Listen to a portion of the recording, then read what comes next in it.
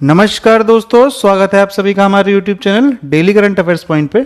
दोस्तों आज है 15 सितंबर, तो आज हम लोग 14 और 15 दोनों दिनों के important current affair questions discuss करेंगे।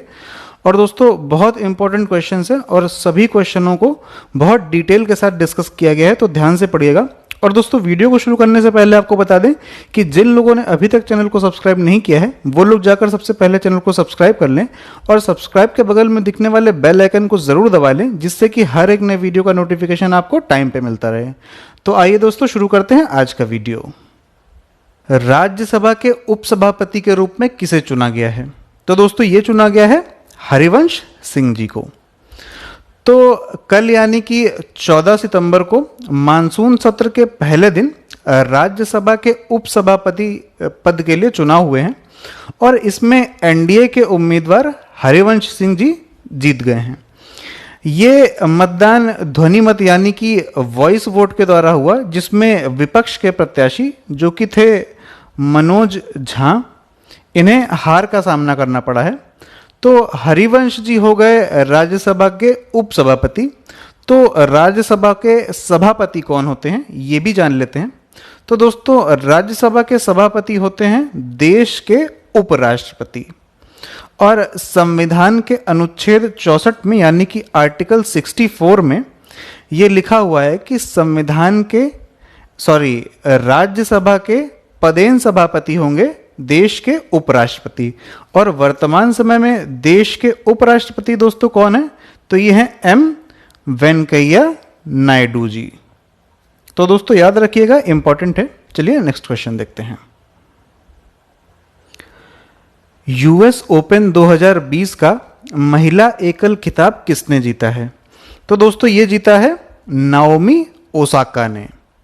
तो दोस्तों नाओमी ओसाका जो कि जापान की टेनिस प्लेयर हैं, बहुत मशहूर टेनिस प्लेयर हैं, इन्होंने ही यूएस ओपन 2020 का महिला एकल खिताब जीत लिया है। और ये इन्होंने किसे हराकर जीता है? तो इन्होंने हराया है बेलारूस की खिलाड़ी विक्टोरिया अजारेंका को। और दोस्तों टेनिस के बारे में थोड़ा सा डिटेल में जान लेते हैं, क्योंकि बहुत इंपॉर्टेंट क्वेश्चन बनते हैं इससे, कई बार एग्जाम में पूछे गए हैं। तो टेनिस में इंटरनेशनल स्तर पर हर साल 4 तरह के ग्रैंड स्लैम आयोजित किए जाते हैं। और दोस्तों खास बात यह है कि इनका एक क्रम निर्धारित है, यानी कि एक सीक्वेंस में इन्हें आयोजित किया जाता है। तो इसका क्रम क्या है, आइए सबसे पहले ये जानते हैं। तो वर्ष के सबसे शुरुआत में आयोजित किया जाता है ऑस्ट्रेलियन ओपन, और उसके बाद किया जाता है फ्रेंच ओपन, फिर होता है विंबलडन ओपन, और उसके बाद किया जाता है लास्ट में यूएस ओपन।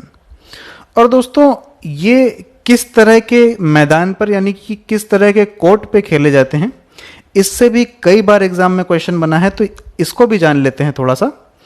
तो ये जो ऑस्ट्रेलियन ओपन और यूएस ओपन, ये दोनों खेले जाते हैं हार्ड कोर्ट पे। और दोस्तों फ्रेंच ओपन जो है ये खेला जाता है क्ले कोर्ट पे यानी कि मिट्टी के कोर्ट पे। और जो ये विंबलडन है ये खेला जाता है ग्रास कोर्ट पे यानी कि हरी घास के कोर्ट पे। तो दोस्तों ये याद रखिएगा, बहुत इंपॉर्टेंट है, कई बार क्वेश्चन आया हुआ है एग्जाम्स में, आगे भी आ सकता है। चलिए नेक्स्ट क्वेश्चन देखते हैं। यूएस ओपन 2020 पुरुष एकल खिताब किसने जीता है? तो दोस्तों ये जीता है डोमिनिक थीम ने। तो डोमिनिक थीम जो कि ऑस्ट्रिया के खिलाड़ी हैं, इन्होंने यूएस ओपन का पुरुष सिंगल्स यानी कि मेंस सिंगल्स जीत लिया है। और इस मुकाबले में उन्होंने जर्मनी के अलेक्जेंडर ज्वेरेव को हरा दिया है। और डोमिनिक का ये पहला ग्रैंड स्लैम खिताब है दोस्तों, ये भी याद रखिएगा। और दोस्तों आपको एक बात और बता दें कि टेनिस में कुल 5 तरह की प्रतियोगिताएं होती हैं, जिनमें से एक होती है मेंस सिंगल्स, दूसरी होती है विमेंस सिंगल्स, तीसरी होती है मेंस डबल्स, चौथी होती है विमेंस डबल्स, और 5वीं होती है मिक्स्ड डबल्स। तो दोस्तों ये भी याद रखिएगा।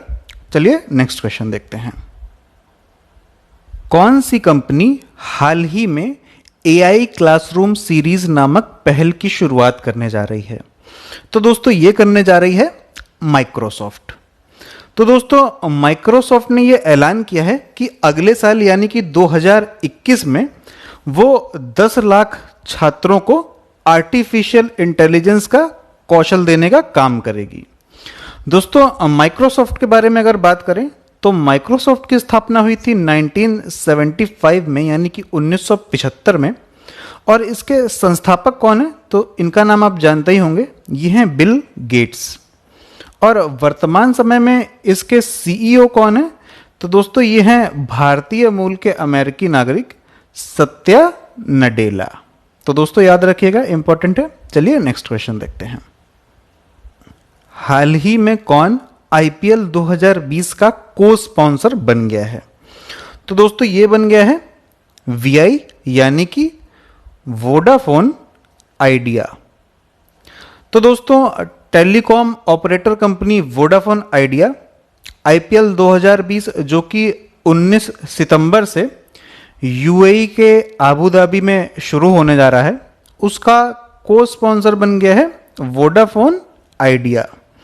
अभी कुछ दिन पहले ही मैंने आप लोगों को बताया था कि वोडाफोन आइडिया ने अपने नए ब्रांड नेम जो कि वीआई हो गया है, इसके साथ मार्केट में फिर से एंट्री मारी है। नई तरह से लॉन्च किया गया है इस कंपनी को नई ब्रांडिंग के साथ। तो दोस्तों एक बात और याद रखिएगा कि आईपीएल 2020 का को स्पॉन्सर तो बन गया है वीआई यानी कि वोडाफोन आइडिया, लेकिन इसका स्पॉन्सर कौन है? तो ये है ड्रीम 11। ये भी याद रखिएगा। और दोस्तों एक बात और याद रखिएगा कि अभी कुछ समय पहले ही अनअकैडमी को जो कि एक ऑनलाइन प्लेटफॉर्म है, इसको आईपीएल 2020 से लेकर के 2022 तक का ऑफिशियल पार्टनर डिक्लेयर कर दिया है बीसीसीआई ने। तो दोस्तों ये तीनों ही बातें याद रखिएगा, इंपॉर्टेंट है। चलिए नेक्स्ट क्वेश्चन देखते हैं। अमेरिकी अंतरिक्ष यान NG-14 सिग्नस का नाम किसके नाम पर रखा गया है? तो दोस्तों ये रखा गया है कल्पना चावला जी के नाम पे। तो दोस्तों अमेरिकी स्पेसक्राफ्ट NG-14 सिग्नस का नाम स्वर्गीय कल्पना चावला के नाम पर रखा जाएगा, जो कि भारतीय मूल की अमेरिकी अंतरिक्ष यात्री थी। तो इस स्पेसक्राफ्ट का नाम क्या होगा? तो दोस्तों इसका नाम होगा SS कल्पना चावला। और दोस्तों ये स्पेसक्राफ्ट जो है इसे 29 सितंबर को लॉन्च किया जाएगा। दोस्तों अगर बात करें अमेरिका की, तो अमेरिका की राजधानी क्या है? तो वो है वॉशिंगटन डीसी। यहाँ पे करेंसी क्या चलती है? तो वो चलती है अमेरिकन डॉलर। और यहाँ के राष्ट्रपति कौन है? तो वो हैं डोनाल्ड ट्रंप।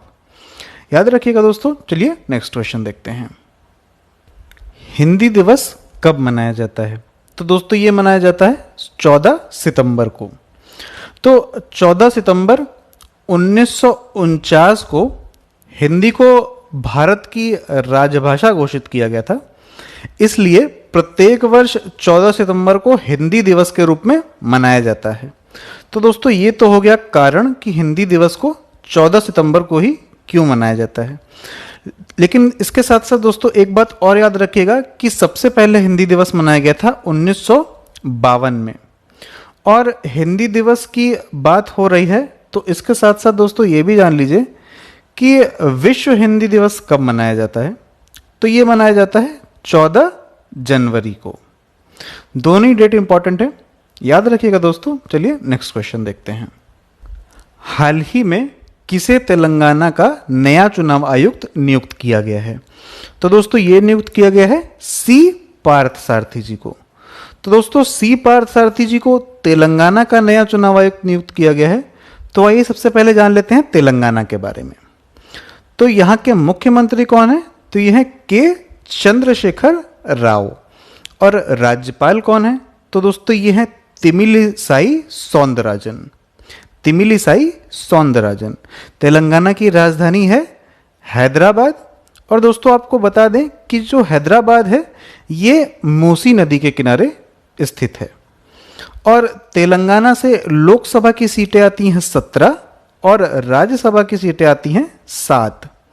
और दोस्तों अगर तेलंगाना को करंट से रिलेट करके देखें तो तेलंगाना ने 2020 को आर्टिफिशियल इंटेलिजेंस ईयर के रूप में मनाने की घोषणा की है। और दोस्तों बथकुम्मा नाम का त्यौहार जो है ये भी तेलंगाना में ही मनाया जाता है और ये फूलों का त्यौहार है। तो दोस्तों याद रखिएगा। चलिए अब एक बात और जान लेते हैं कि अभी हाल ही में राजीव कुमार जी को भारत का नया चुनाव आयुक्त नियुक्त किया गया था। और दोस्तों अगर बात करें भारत के मुख्य चुनाव आयुक्त की तो वो हैं सुनील अरोड़ा जी। तो दोस्तों सभी बातें याद रखिएगा, बहुत इंपॉर्टेंट है। चलिए नेक्स्ट क्वेश्चन देखते हैं।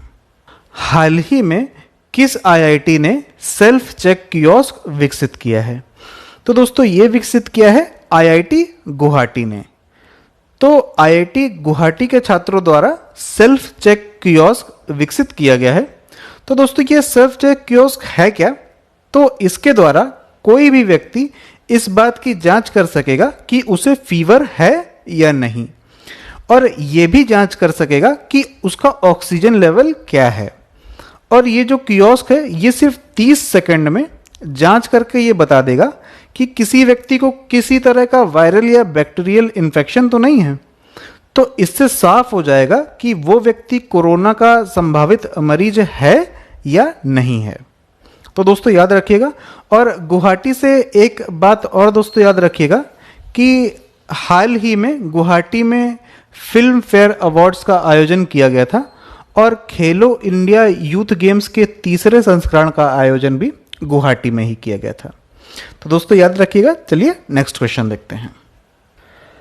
किस राज्य में भारत का पहला ऐसा अंडरपास बनाया गया है जो जानवरों के लिए समर्पित है? तो दोस्तों ये बनाया गया है मध्य प्रदेश में। तो ये जो अंडरपास मध्य प्रदेश में बनाया गया है ये कहाँ बनाया गया है? तो ये बनाया गया है पेंच टाइगर रिजर्व में। और दोस्तों ये दुनिया का सबसे बड़ा अंडरपास है और इसी के साथ ये पूरी तरह से जानवरों के लिए समर्पित भारत का पहला अंडरपास भी है। और ये चर्चा में क्यों आया ये जान लेते हैं, क्योंकि अभी हाल ही में इस अंडरपास से जुड़ी एक रिपोर्ट जारी की गई है और इस रिपोर्ट में ये कहा गया है कि पिछले 10 महीनों में 18 किस्म के कुल 5450 जंगली जानवर इस अंडरपास से गुजर चुके हैं और कुल 89 बार यानी कि 89 बार बाघ इस अंडरपास से गुजर चुका है। तो दोस्तों जानकारी के लिए बता दें कि ये अंडरपास श्रीनगर से कन्याकुमारी को जोड़ने वाला जो नेशनल हाईवे है यानी कि NH44 है, NH44 यानी कि NH44 इस पर बना है और ये कुल 16 किलोमीटर के क्षेत्र में बनाया गया है और इसमें 9 एनिमल अंडरपास शामिल हैं। और इन अंडरपासों की वजह से वन्य जीवों के वाहनों से टकराने की घटनाओं में काफ़ी कमी आई है। और इस रिपोर्ट को जारी किसने किया है? तो इसको जारी किया है wild life institute of India ने।